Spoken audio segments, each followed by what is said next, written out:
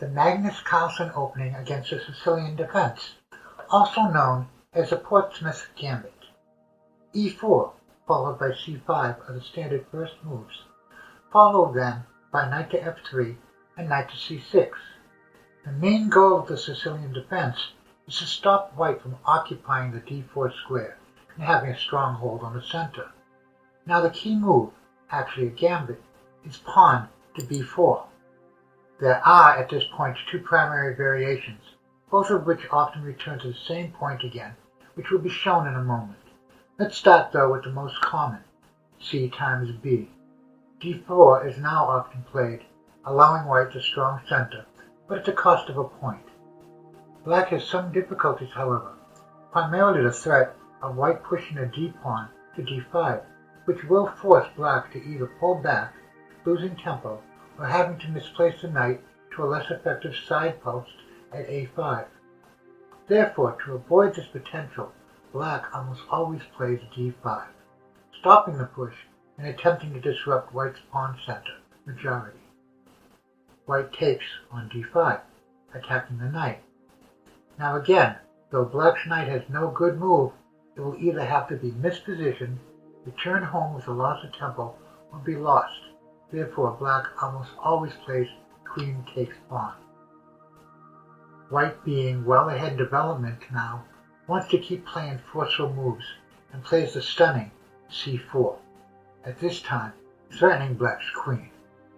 Now black has several options, but the best one is en passant. All other variations, including checking on e4, are not good for black's position, so en passant it is. Now white keeps playing forcefully and plays knight takes pawn, threatening the queen yet again. This is a key position because if you go back to the point earlier when black captured the b-pawn with the pawn instead of the knight, you will now see that had black done so, he would end up right here again, regardless. This is a crucial point to this opening. So momentarily, let's rewind everything back and see how that would have occurred. So that black captured with the knight, white would have played pawn to c3, attacking the knight and driving him back to c6. Had he tried going back to a6, the bishop would capture him, messing up black's pawn structure, as well as leaving black with double pawns on the board's edge. So back to c6 he goes. Now white can play d4, supported by the c-pawn, and threatening to push to d5. All of these moves inhibit black's development and helps white's. Black is all but forced to take the pawn, and so he does. White recaptures and once again has a center pawn majority, and once more threatens to push to d5. So black again, to stop this push, plays d5 first. Now pawn takes pawn, and queen takes pawn. Knight to c3, and we are back at the same position, despite the fact that black took with the knight and not the pawn as he did earlier.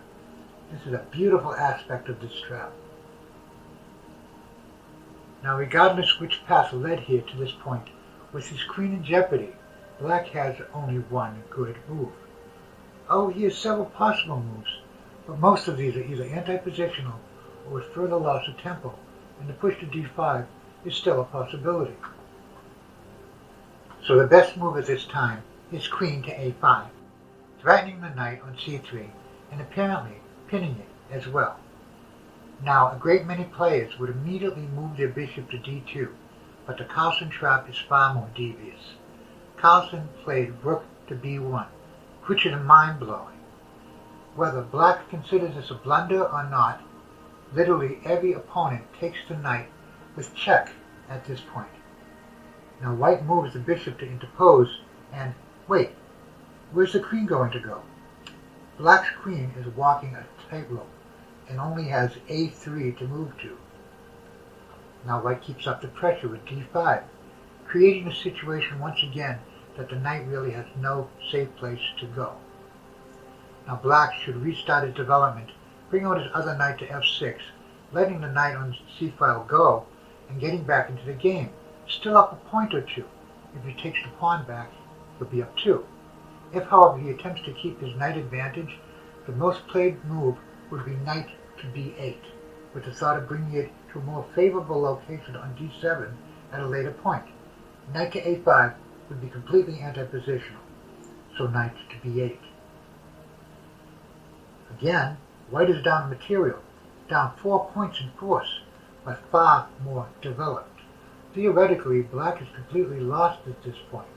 He has no scope, nothing is developed, while white has a lot of scope and a lot of development. White continues, queen to c2, creating two threats.